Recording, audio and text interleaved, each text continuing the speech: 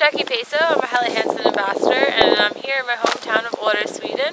And today I wanted to talk a little bit about the women's Powder Queen jacket.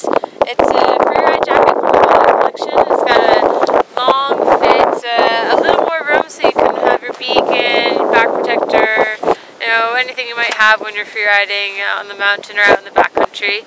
It has a Helitech performance, so it's durable, it's waterproof, it keeps you warm and dry on storm days, and it keeps you nice and cool on warmer days.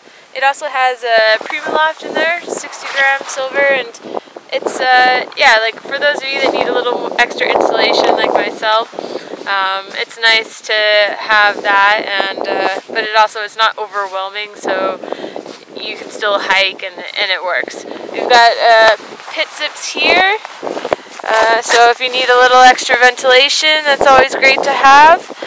Of course, the high visibility details, so your friends can find you on a storm day. Another thing it has is H2 Flow integrated into the jacket, which is great. It helps, move the moisture out, and you don't get all hot and sweaty, but you also stay warm when you need to.